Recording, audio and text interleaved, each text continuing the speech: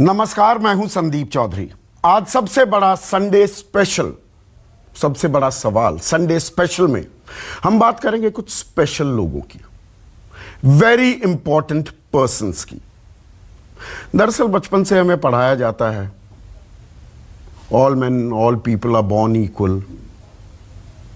आप पैदा होते हैं, सब बराबर होते हैं। हमारा संविधान, हमारा आईन हमें हक देता है बराबरी का। हम सब, आप, मैं, हम सब बराबर हैं, समान हैं, बराबर के अधिकार हैं हमारे।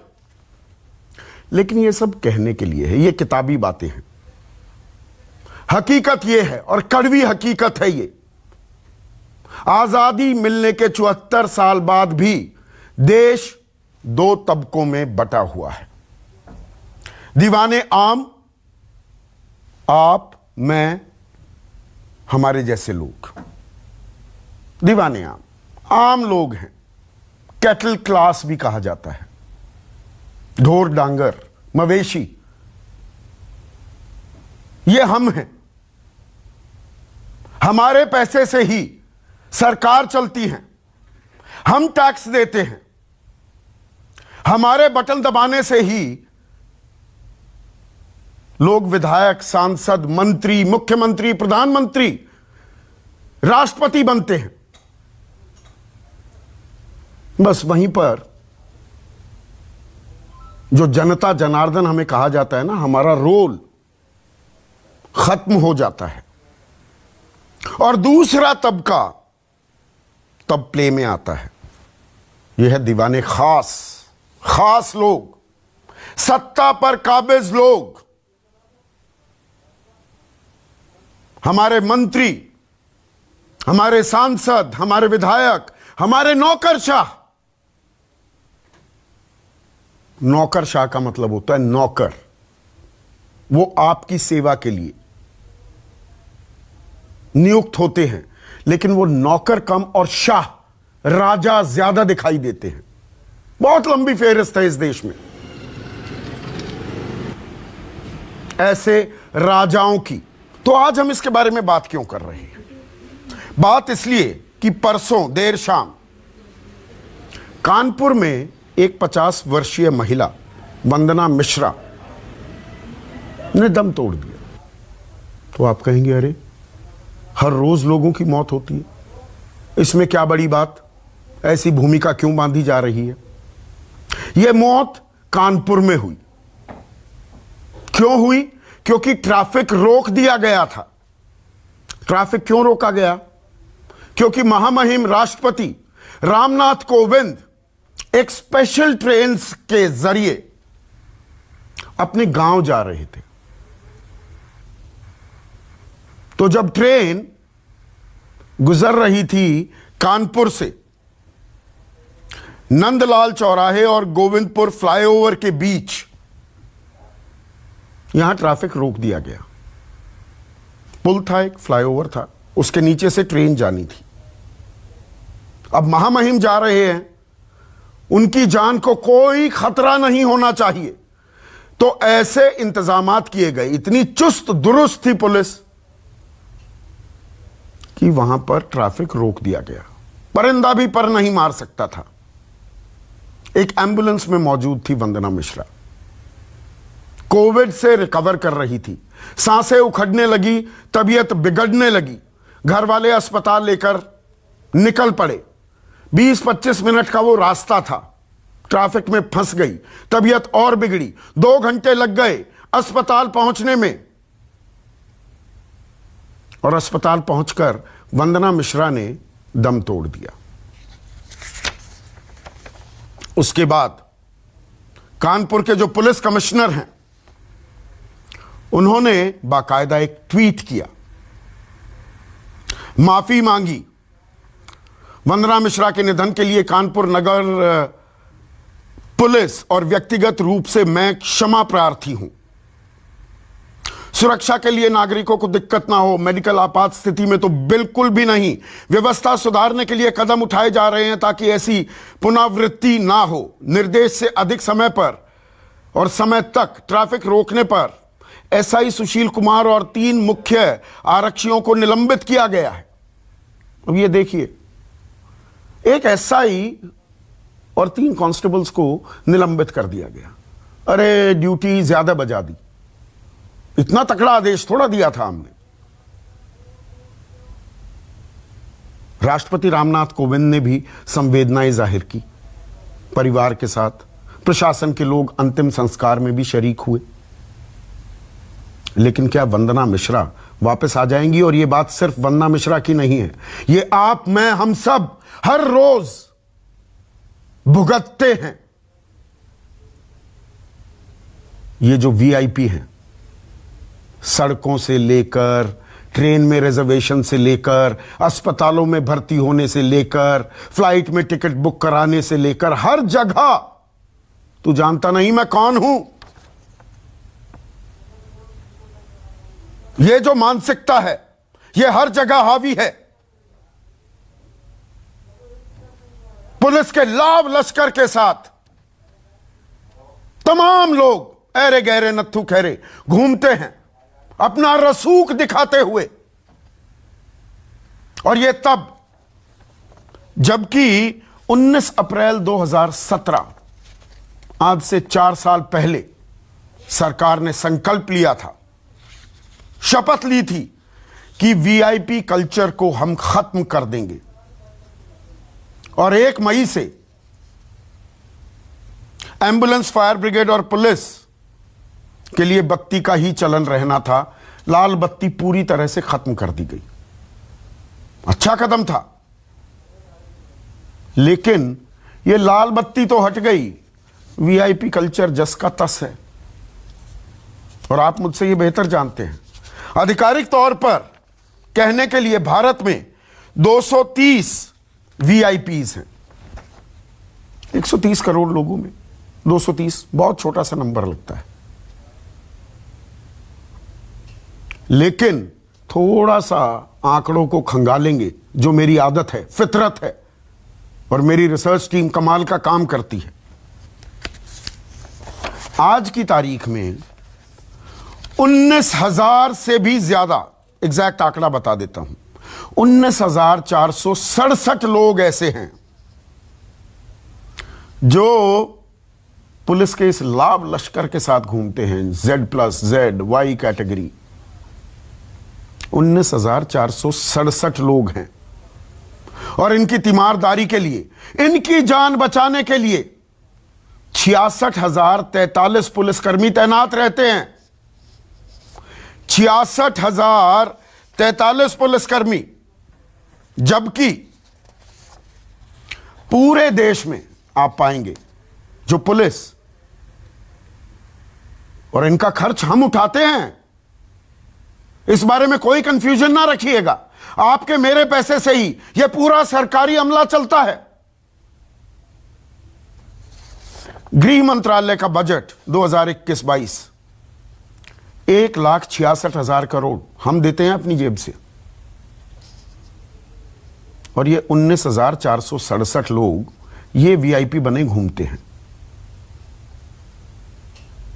सड़क पर लाल बत्ती वाली नहीं आएगी, टाएं टाएं करती हुई कोई गाड़ी आएगी और पुलिस वाले बाहर निकलते हुए ऐसे आपको धकेलेंगे, इशारा करेंगे साइड में हो,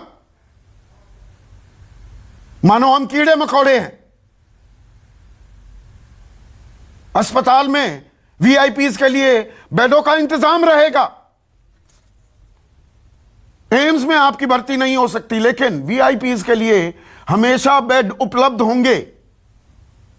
रेल में आपको टिकट नहीं मिलेगा, इनके लिए टिकट और इनके कारिंदों के लिए टिकट हमेशा रहेंगे। यही हाल फ्लाइट्स का है। अब ये आगे मैं आपको बताऊंगा। नागरिक उड्डयन मंत्री हुआ करते थे प्रफुल्ल पटेल। वीआईपी कल्चर की एक वानगी आपको दे रहा हूं। घर वालों को जाना था माले, मालदीव्स, बिजनेस क्लास की सारी टिकटें खत्म हो गई, पूरे परिवार को बिजनेस क्लास की टिकट नहीं मिली। तो अरे सैया भाई कोतवाल तो डर काहे का, नागरिक उड्डयन मंत्री तो प्रफुल्ल भाई पटेल हैं। जहाज ही बदलवा दिया गया और बड़ा जहाज आ गया जिसमें ज्यादा बिजनेस क्लास की सीटें थी, और चला गया परिवार माले। यह हमारा कल्चर है। और बाकी दुनिया में आप देखिए, जिन्होंने हम पर राज किया, अंग्रेजों ने, गोरों ने, वहां पर क्या है? कोई लाभ लश्कर नहीं। साइकिल भी चला रहे हैं बोरिस जॉनसन। टोनी ब्लेयर उनके प्रधानमंत्री हुआ करते थे। वो तस्वीर मेरे जहन में आज भी मौजूद है। बच्चे की पेरेंट्स टीचर्स मीटिंग हो रही है तो लाइन में खड़े हुए हैं आराम से टोनी ब्लेयर। प्रधानमंत्री लाइन में खड़ा है। बराक ओबामा सबसे ज्यादा प्रोटेक्टेड आदमी इस पूरी दुनिया में अगर कोई होता है वो अमेरिका का राष्ट्रपति। वो भी अपनी फैमिली के साथ खाना खाने जा रहे हैं। आप यहां इमेजिन कर सकते हैं, हमारे वीआईपीज आम आदमी की तरह खड़े हैं लाइन में, जी पिक्चर देखनी है, या साइकिल कर रहे हैं, या मेट्रो में घूम रहे हैं। फोटो अपॉर्चुनिटीज के लिए बहुत घूमा जाता है। आम आदमी की तरह घूमते हैं क्या? या आम और खास है ये हमारी मानसिकता है, जी हजूरी की मानसिकता। पैसे हम दें, चुने हम, और गुलाम बनकर हम रहे।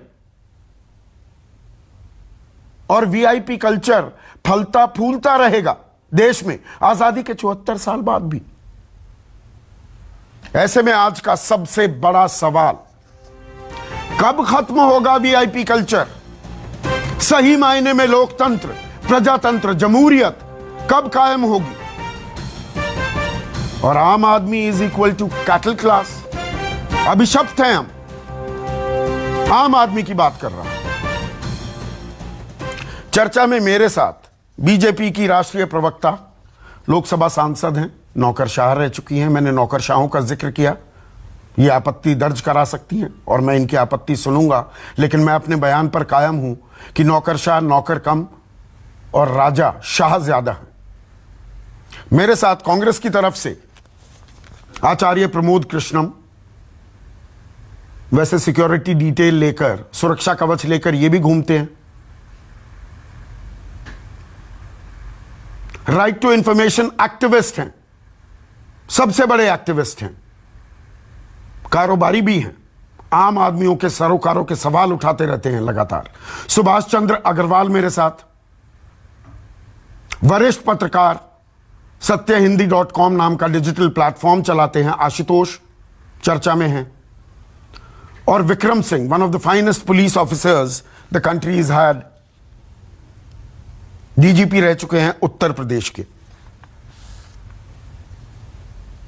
तो विक्रम सिंह, ये वंदना मिश्रा की जो मौत हो जाती है, ये सिर्फ एक मौत की बात नहीं है। आम आदमी न जाने हर रोज कितनी बार लाखों मौतें मरता है। ये एक जिंदगी की बात नहीं है, पर ये वीआईपी कल्चर ही है ना इसके लिए जिम्मेदार। आपको तर्क समझ में आता है? कमिश्नर संवेदनाएं जाहिर करते हैं, क्षमा प्रार्थी अपने आप को बताते हैं, अंतिम संस्कार में भी प्रशासन और पुलिस के लोग शरीक होते हैं। अब वंदना मिश्रा तो नहीं आएंगी ना, पर कार्रवाई क्या होती है? एक एएसआई और 3 कांस्टेबल निलंबित कर दिए जाते हैं जी, ड्यूटी कुछ ज्यादा बजा दी। मतलब ये हास्यास्पद नहीं है क्या? संदीप जी, वंदना जी की मृत्यु अत्यंत दुखद, और जितनी भी इसकी भर्त्सना की जाए घटना की वो कम होगी। इस प्रकरण में आदेश बिल्कुल स्पष्ट है। आप याद करें, कुछ वर्ष पूर्व श्री एल.के. अडवाणी जब उप प्रधानमंत्री थे तो गाजियाबाद से जा रहे थे और उनके कैबिनेट में किसी बच्ची के विलंब के कारण इम्तिहान छूट गया। मामला सुप्रीम कोर्ट तक गया। सुप्रीम कोर्ट ने वृहद दिशा निर्देश दिए कि किसी भी विशिष्ट व्यक्ति के कैबिनेट और मूवमेंट में सामान्य जन को कोई असुविधा ना हो। अगर ट्रैफिक या किसी प्रकार की रुकावट आती है तो 4.5 मिनट से अधिक न होने चाहिए। इस दिशा निर्देश के उपरांत किन परिस्थितियों में इतना लंबा हुआ, मैं त्रुटि स्थानीय पुलिस अधिकारियों कर्मचारियों की मानता हूं कि जो बृहद दिशा निर्देश जो सुरक्षा मुख्यालय के हैं, सुप्रीम कोर्ट के हैं, उसका अनुपालन क्यों नहीं किया? निर्देशों की बात नहीं है विक्रम जी, आपकी बात काट रहा हूं।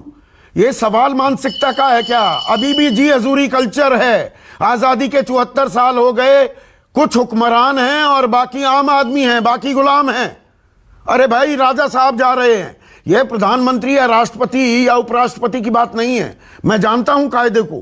गृह मंत्रालय का सर्कुलर कहता है राष्ट्रपति, उपराष्ट्रपति, प्रधानमंत्री या कोई विजिटिंग फॉरेन डिग्निटरी जिसे हम राष्ट्रपति, प्रधानमंत्री और उपराष्ट्रपति के बराबर की सुरक्षा देते हैं, उनके लिए ट्रैफिक रोका जा सकता है। सवाल मानसिकता का है। यह सिर्फ इन 3 लोगों की बात नहीं है, मुख्यमंत्रियों, मंत्रियों, हर जगह रोका जाता है आम आदमी को। अरे भाई साहब आ रहे हैं, राजा साहब आ रहे हैं, रुको, इंतजार करो। मैं मानसिकता की बात कर रहा हूं। आप बिल्कुल ठीक कह रहे हैं संदीप जी। जो ये सामंती मानसिकता है उससे हम अभी उबर नहीं पाए हैं। नंबर 1, 19,400 जो आपने विशिष्ट व्यक्ति बताए हैं उनको तो छोड़ दीजिए। आज भी जो ट्रेनें चलती हैं वो सामंती युग के प्रतीक हैं। वाइस रीगल स्पेशल, मान लीजिए कि वो राष्ट्रपति के लिए तो वाइस रीगल स्पेशल कही जाती थी उस जमाने में। आज गवर्नर स्पेशल, जिसके आगे सफेद रंग का एक स्टीम इंजन चलता था, पायलट इंजन, हम उसी युग में आज भी हैं। जनता को तो खैर हम समझते ही नहीं कुछ, और सामंती दृष्टिकोण को रखते हुए हम तथाकथित विशिष्ट व्यक्तियों की तथाकथित सुरक्षा कवच उपलब्ध कराने के लिए वो करते हैं जो हमें नहीं करना चाहिए। सुरक्षा देने के लिए अगर हमें सीखना हो, और हमारी तमाम व्यवस्था है, अगर आप देखें गिनती के, आपने बराक ओबामा का लिया है, आप किसी भी अमेरिकी राष्ट्रपति का आप क्लिप उठा के देख लीजिए, आपको 6 का 7वां आदमी नहीं मिलेगा। बाकी सब टेक्नोलॉजी ओरिएंटेड, ह्यूमन इंटेलिजेंस के आधार पर सुरक्षा दी जाती है, और जनता को असुविधा तो होती ही नहीं। आपने सही कहा। मैं इंग्लैंड गया था, मैंने ये देखा था कि टोनी ब्लेयर की फैमिली थाने के अंदर थी केंसिंगटन, और हमने कुछ थोड़ी भी क्यों, उनका क्योंकि इनके साहबजादे शराब पी के पकड़े गए थे, तो इसलिए इनकी काउंसलिंग के लिए प्राइम मिनिस्टर की यहां पर प्रधानमंत्री को राष्ट्रपति के चालान काट दिए जाते हैं विदेशों में कि जी मास्क नहीं पहना, कोई साइकिलिंग करते हुए प्रधानमंत्री आ रही है। मैं पूरी लिस्ट है, मैं उस लिस्ट में पूरी, उसमें वक्त और ज्यादा जाया होता है क्योंकि हमें अपने गिरेबान में झांकने की जरूरत है। यहां कोई चालान कट सकता है किसी मंत्री का? सवाल ही नहीं उठता। नहीं, सवाल ही नहीं उठता है। जिसका चालान कटेगा उसका नौकरी का सूत्रधार भी कट जाएगा, ये मान के चलिए, क्योंकि अभी भी हम उस युग में हैं। The king can do no wrong.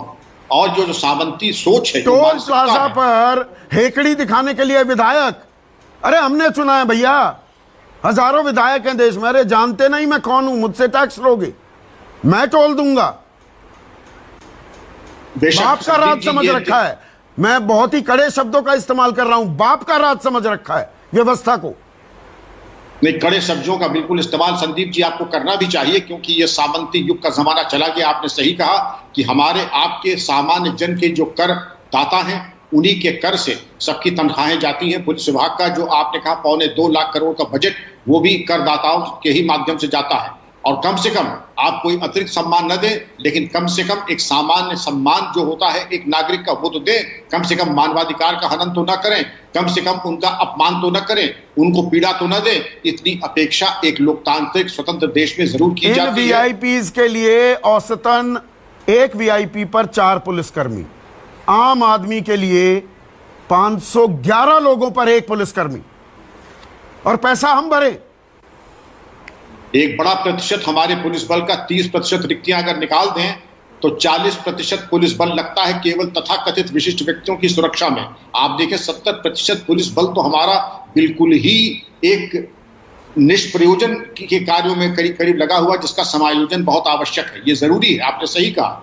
40% के करीब पुलिस बल हमारा केवल विशिष्ट व्यक्तियों की सुरक्षा में लगा रहता है, जो कि अनावश्यक है, और इसका समायोजन रैशनलाइजेशन होना ही चाहिए। लेकिन नहीं, हर कोई भी आदमी जिसका जुगाड़ है, जिसका रसूख है, जिसकी पहुंच है, पत्रकार भी घूम रहे हैं 3-3, 4-4 लोगों से घिरे हुए, अपनी गाड़ी में बैठकर न्यूज चैनल में एंटर करते हैं मानो अरे भाई क्या हो गया, कौन सा आतंकवादी गुट आपके पीछे पड़ गया। ये स्टेटस सिंबल हो गया है। देखो मेरी पहुंच, देखो मैं खास आदमी हूं, 4 आदमी चल रहे हैं आगे पीछे मेरे। संदीप जी, इतना स्टेटस सिंबल ही अगर होता, वहां तक बात रहती तो ठीक है। ये लोगों को धमकाने, डराने और एक तरीके से लोगों पे एक अपना एक धौस जमाने का एक जरिया बन गया है पुलिस की सुरक्षा।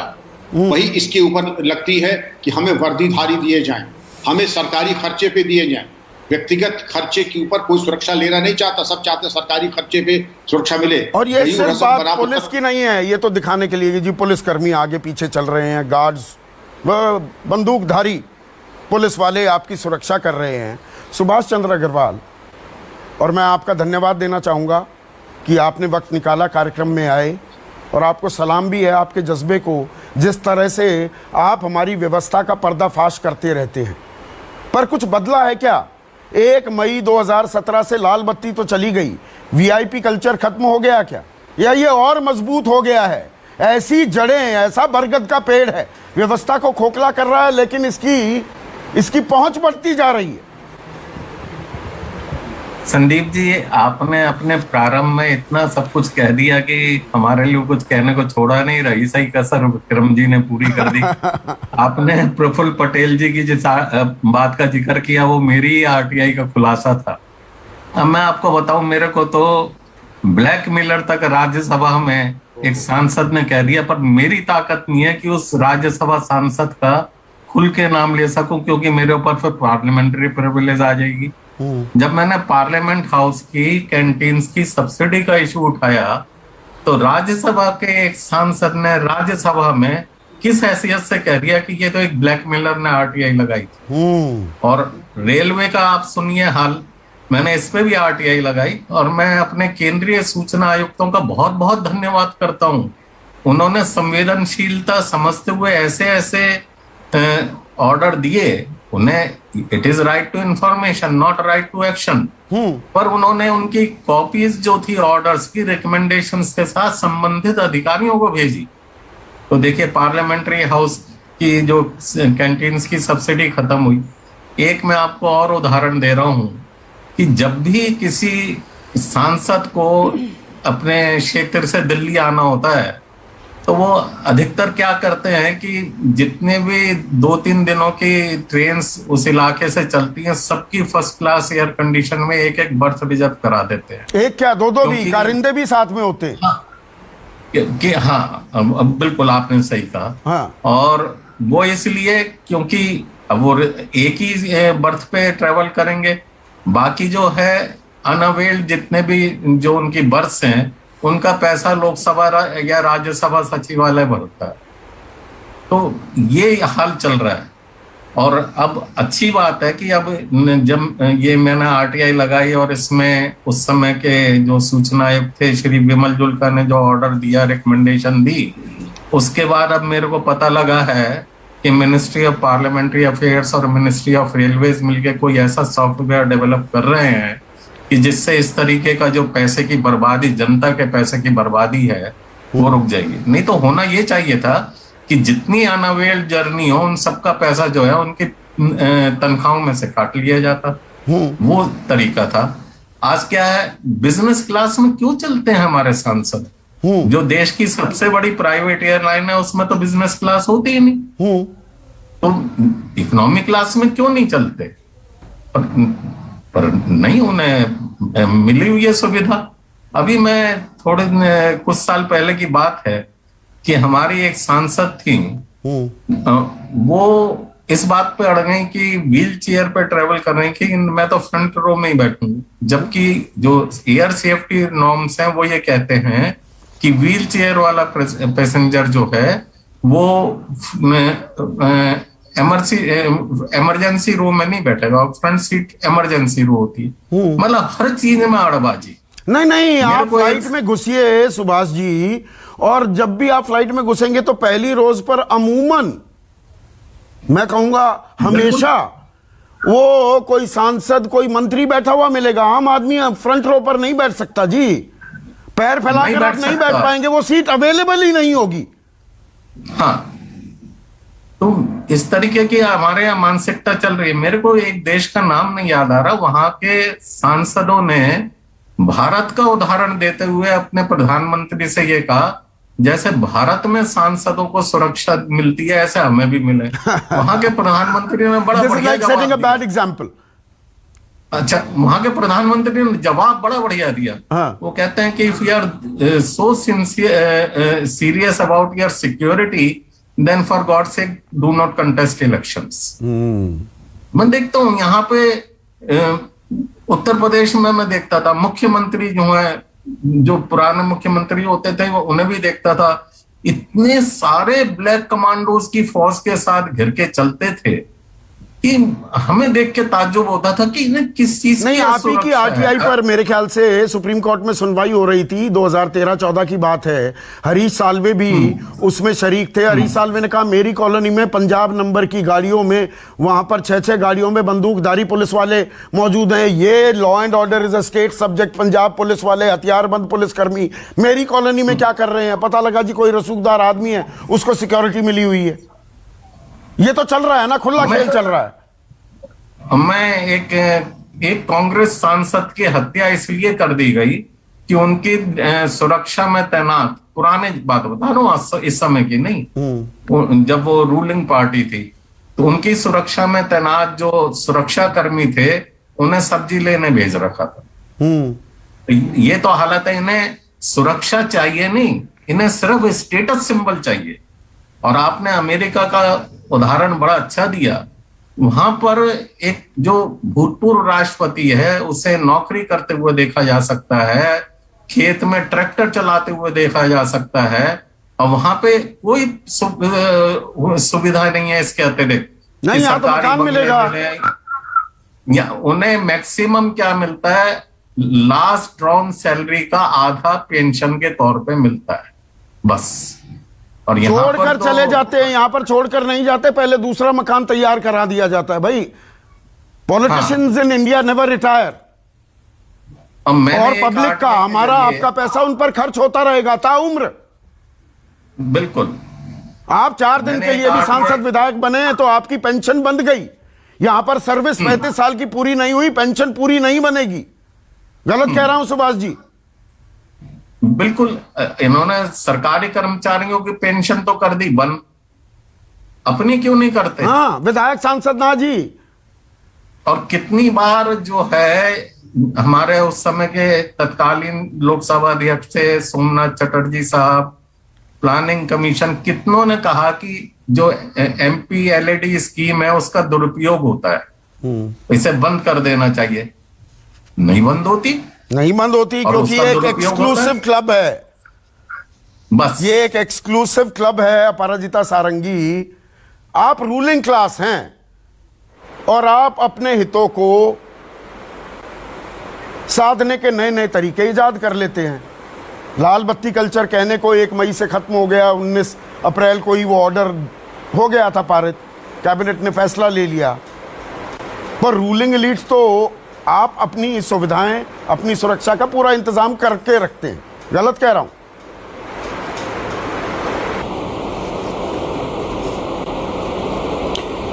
आप सबको मेरा नमस्कार। वंदना जी के साथ जो हुआ अत्यंत दुखदायक है, और कुछ भी कहा जाए मुझे लगता है पूरा नहीं होगा, और उनकी आत्मा को शांति मिले, बस यही महाप्रभु जगन्नाथ के पास प्रार्थना कर सकती हूँ। देखिए, 3 पुलिस आरक्षियों का निलंबन हुआ और 1 SI का निलंबन हुआ, और पुलिस कमिश्नर ने माफ़ी मांगी, DM साहब ने माफ़ी मांगी, और इस पूरे मामले की छानबीन की जाएगी और उसके बाद कड़े पदक्षेप लिए जाएंगे। ठीक है, लेकिन वंदना जी फिर से लौटकर नहीं आएंगी, और जो भी हुआ मुझे लगता है इसे क्षमा नहीं किया जा सकता है, मैं मानती हूँ। लेकिन मैं कुछ बातें रखना चाहूंगी, मुझे थोड़ा इजाजत दें प्लीज। देखिए, ऐसा है कि किसी भी स्थिति को हम जनरलाइज न करें तो बेहतर है। ऐसा कह देना कि सारे सांसद खराब है, सारे सांसद अपने पावर का या अपनी शक्ति का दुरुपयोग करते हैं, तो गलत होगा। सारे जितने भी VIPs हैं दुरुपयोग करते हैं, ये गलत होगा। देखिए, कभी कभी ऐसा होता है कि सुरक्षा की दृष्टि से प्रशासन को कुछ कार्य करने पड़ते हैं। राष्ट्रपति साहब जा रहे थे और सुरक्षा की दृष्टि से ये किया गया, लेकिन मैंने करीबन 24 साल भारतीय प्रशासनिक सेवा में काम किया है। विभिन्न जिलों में मैं जिला कलेक्टर थी, बड़े बड़े पदवी पर काम किया, लेकिन मुझे ये समझ में नहीं आ रहा है कि अगर एक महिला की तबीयत खराब हो रही है तो ये कहाँ का रूल बुक क्या कहता है कि उस महिला को हम उस कॉर्डोन से निकालकर बाहर नहीं भेज सकते हैं, कैवलकेड से बाहर नहीं कर सकते हैं? मुझे लगता है यह बिल्कुल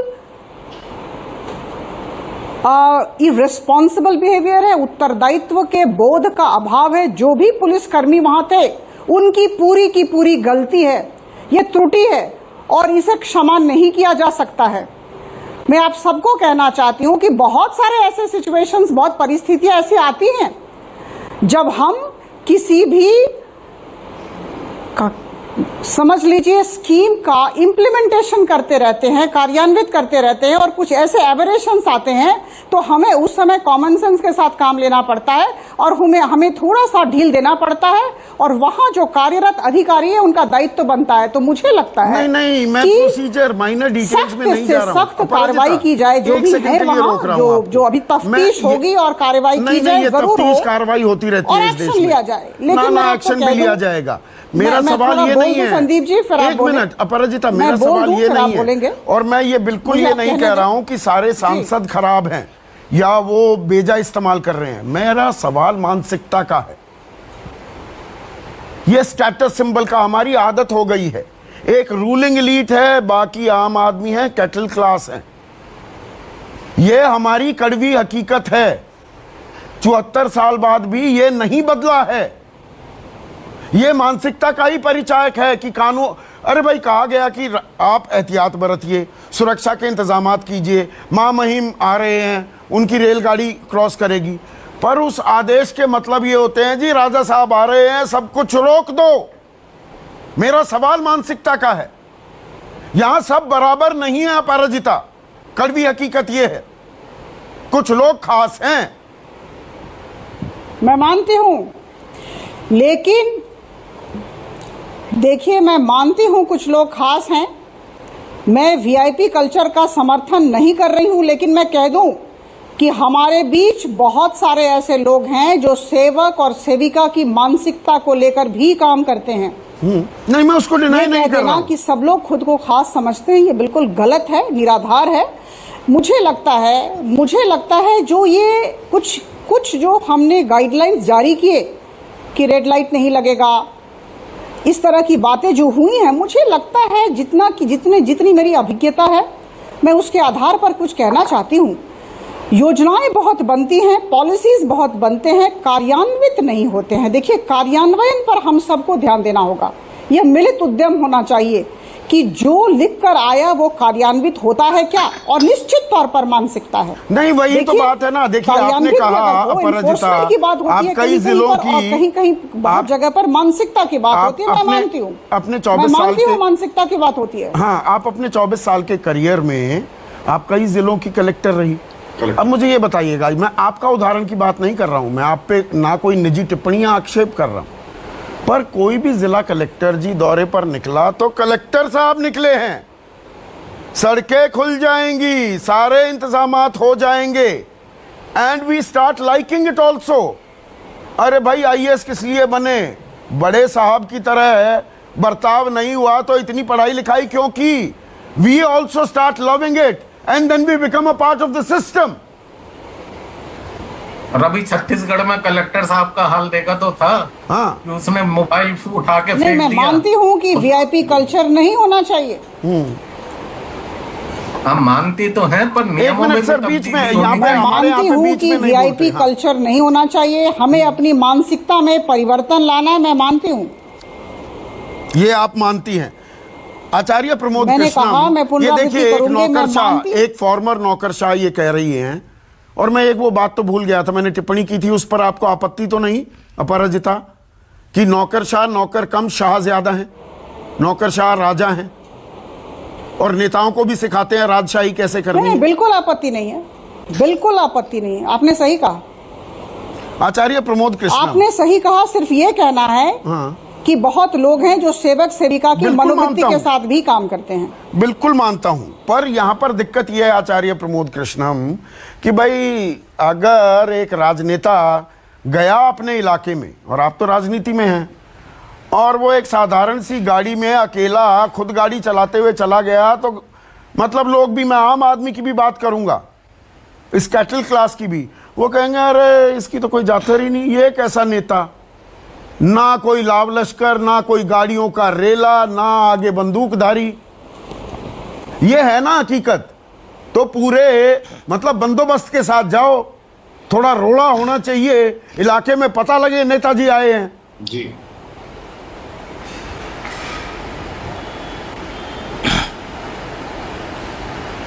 देखिए संदीप जी, वंदना मिश्रा की डेथ हुई, वो भी इस तरह की बेहूदी व्यवस्था के कारण हुई। ये बहुत दुखद है, बहुत कष्टदायक है। आपको भी उतना ही दुख है, मुझे भी उतना ही दुख है, और जो संवेदनशील व्यक्ति हैं सबको उतना ही दुख होना भी चाहिए। उनके परिवार ने एक अपना बहुत ही खास व्यक्ति इसलिए खो दिया कि वहाँ के जो कुछ व्यवस्थाएं थीं, वहाँ के जो कुछ पुलिस वाले थे वो लकीर के फकीर थे, और उन्हें ये बात समझ में न आई कि प्रोटोकॉल का मतलब, सिक्योरिटी का मतलब ये नहीं है कि आप किसी मरीज की एम्बुलेंस को भी नहीं निकलने दोगे। तो ये बहुत ही बेहुदा और बहुत वाहियात और निकम्मापन है, और उनके खिलाफ कार्रवाई की है सरकार ने, करना चाहिए। मगर मैं दूसरी बात कहना चाहता हूं संदीप चौधरी जी, हमारे देश का जो लोकतंत्र है ना, हम बहुत बड़े ढोंगी और पाखंडी युग में जी रहे हैं। हम सब पाखंडी हो गए, हिपोक्रेट हो गए। हमारे यहाँ है कि हम स्वतंत्र लोकतंत्र हैं, ये सबसे बड़ा पाखंड है। हमारे यहाँ हम धर्मनिरपेक्ष हैं, ये इससे बड़ा पाखंड है। हमारे यहाँ संविधान में लिखा है कि जाति, धर्म और लिंग के आधार पर भेदभाव नहीं किया जाएगा, लेकिन सारे आरक्षण जातियों के नंगे नाच के आधार पर होते हैं। हमारे यहाँ लिखा हुआ है, हमारे यहाँ ये है कि साहब जनता में ही जनतंत्र, और जो शरीफ आदमी शराफत और ये चने खा के जो है शराफत की जाए और जो प्रोटोकॉल को मेंटेन ना करे। कितने लोग हैं जिन्होंने शरीफ आदमियों को वोट दिया है? पूरे देश का चुनावी गुंडागर्दी रोकने का काम टीएन शेषन ने किया। क्या हशर हुआ जब वो चुनाव लड़े, जमानत जब्त हो गई। और अभी श्रीधरन लड़ाई थे केरल में, मेट्रो मैन फलाना ढिमक, क्या हाल हुआ, जमानत जब्त हो गई। किरण बेदी जिसने प्राइम मिनिस्टर इंदिरा गांधी की गाड़ी का चालान कर दिया था, वो जब दिल्ली में चीफ मिनिस्टर की कैंडिडेट हुई और चुनाव लड़ी तो बुरी तरह हारी। तो इसको क्या कहेंगे? हम लोग जो हैं तुलना करते हैं अमेरिका, फ्रांस, जर्मन, जापान, पहले वहां स्वतंत्र और स्वस्थ डेमोक्रेसी तो मतलब हम मानसिकता, डेमोक्रेटिक सिस्टम, अभी हम मानसिकता से आजादी नहीं हुए, अभी भी जी हजूरी यही हमारे डीएनए में रच बस गई है क्या, आप ये कह रहे हैं? हाँ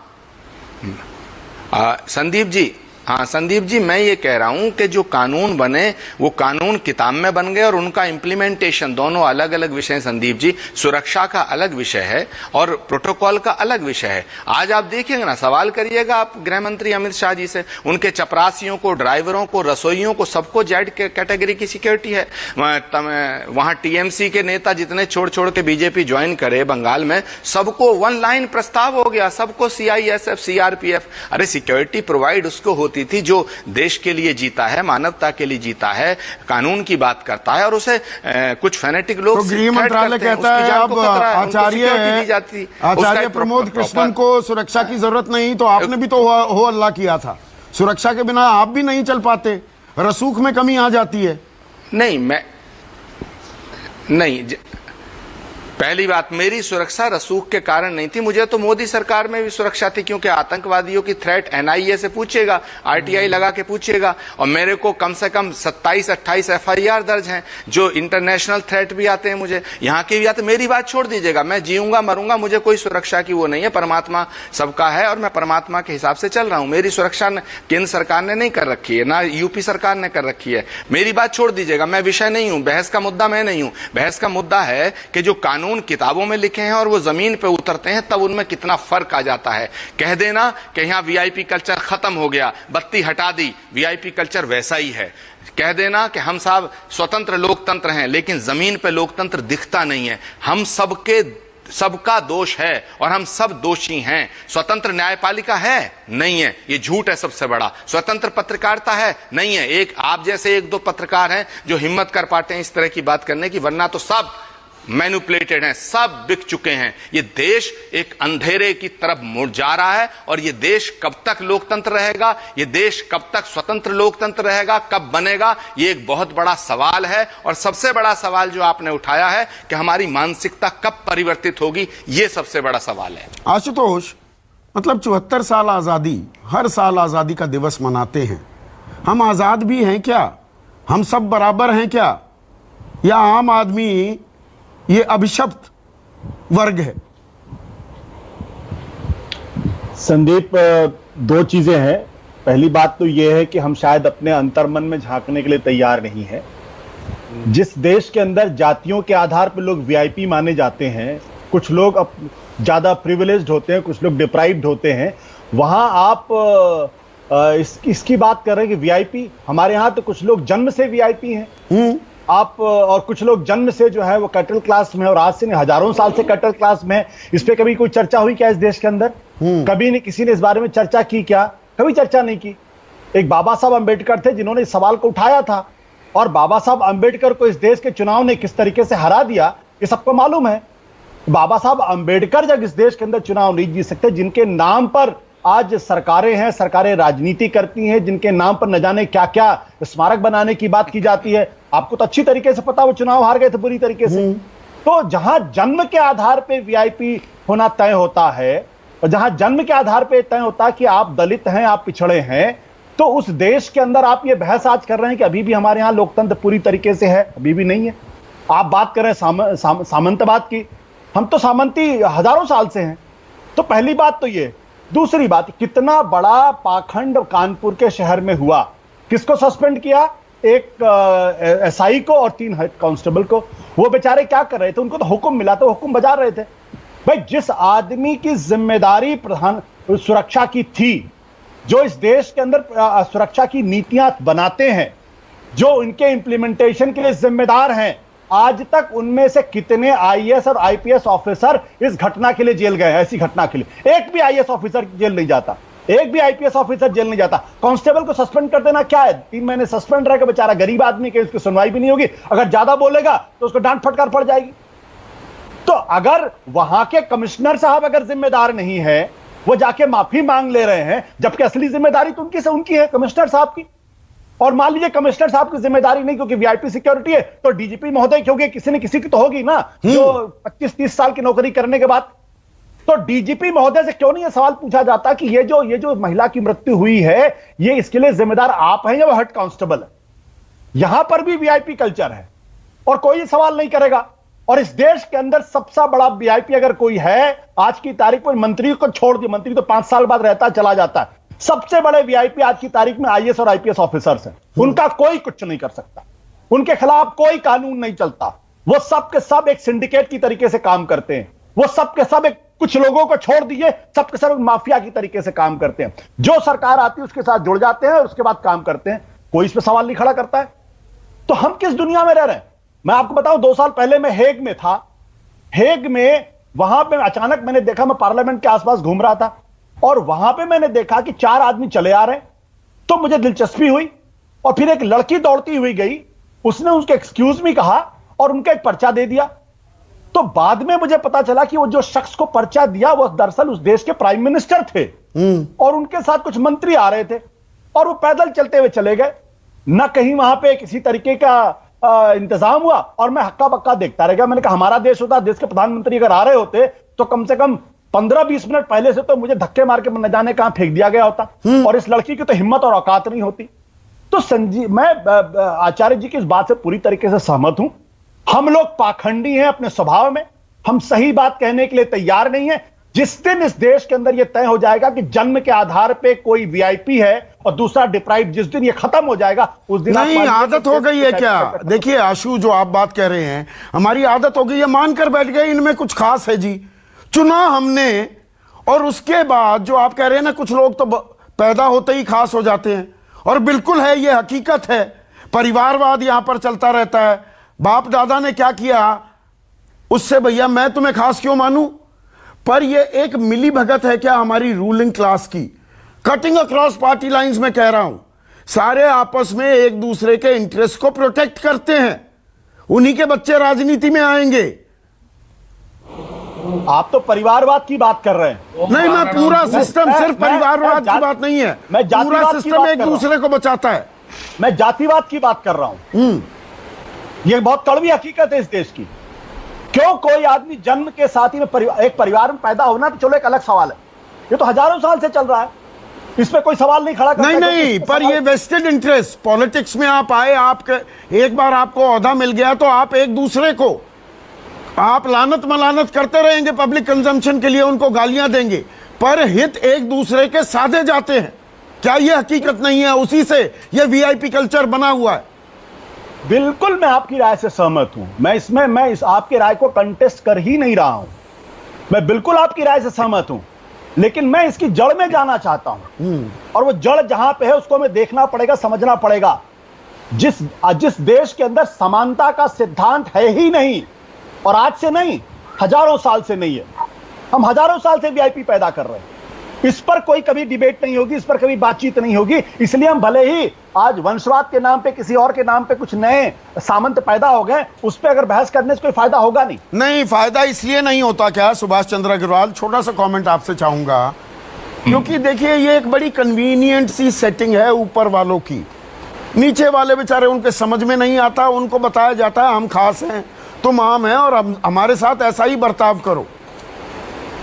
कहने को वो राजनीतिक विरोधी क्यों ना हो। दो उदाहरण देता हूं हमारी मानसिकता का।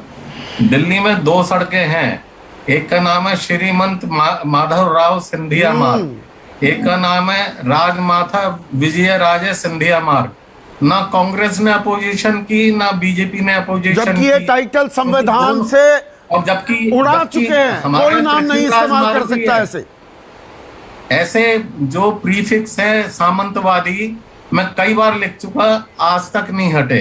अच्छा, दूसरा मैं आपको उदाहरण देता हूं ब्यूरोक्रेसी का और जो ये मंत्रीगण की इनकी मिलीभगत का, कि लॉकडाउन के बाद ब्यूरोक्रेट्स ने ये सलाह दी कि ऑटो सेक्टर को बढ़ावा देना चाहिए। मेरे को पता नहीं ऑटो सेक्टर लग्जरी सेक्टर है या नेसेसरी सेक्टर है, और बढ़ावा देने के लिए एक सुझाव मंत्री महोदय को दिया गया कि जो गवर्नमेंट का कार परचेज पे पाबंदी है वो हटा दो।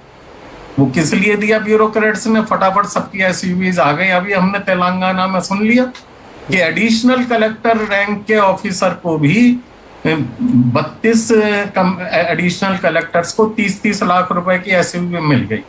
मैं तो कहता हूँ राष्ट्रपति प्रधानमंत्री देश का प्रतिनिधित्व करते हैं। राष्ट्रपति प्रधानमंत्री उपराष्ट्रपति के अलावा किसी को भी 10 लाख रुपए से ऊपर की एक्स शोरूम प्राइस की गाड़ी नहीं देनी चाहिए, या विदेशी अतिथियों के लिए आ जाए वो गाड़ी, विदेश मंत्रालय में हो।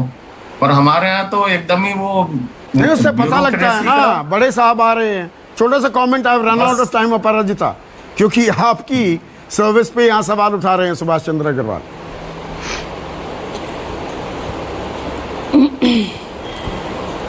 देखिए, हमें लगता है कि वीआईपी कल्चर को अगर दूर करना है तो सरकार का दायित्व है और समाज का दायित्व है, दोनों का मिलित उद्यम होना चाहिए।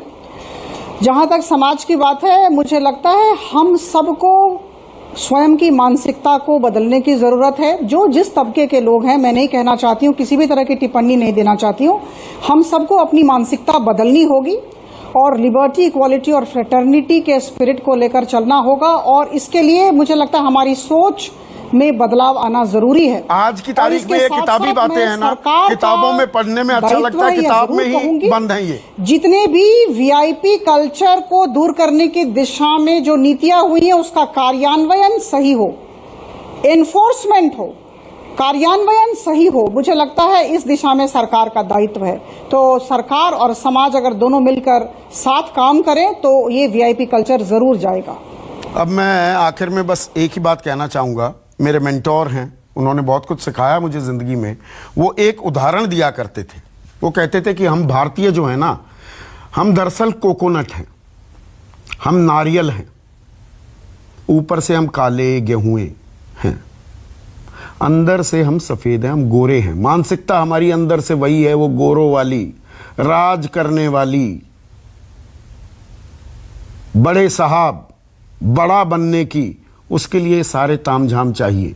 इसीलिए ये वीआईपी कल्चर फल फूल ही नहीं रहा है और विस्तार कर रहा है और हमारी मानसिकता पर और काबिज हुए जा रहा है।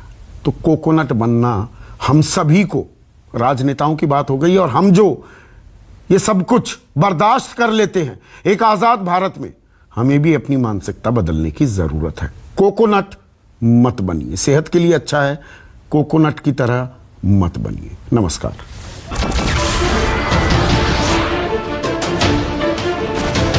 नमस्कार, मैं हूं संदीप चौधरी। अगर आपको ये वीडियो पसंद आया हो तो इसे लाइक और शेयर जरूर करें, और हाँ, हमें सब्सक्राइब और फॉलो करना ना भूलें ताकि आप देश और दुनिया की कोई खबर मिस ना करें। तो जुड़िए हमारे साथ और देखते रहिए News 24।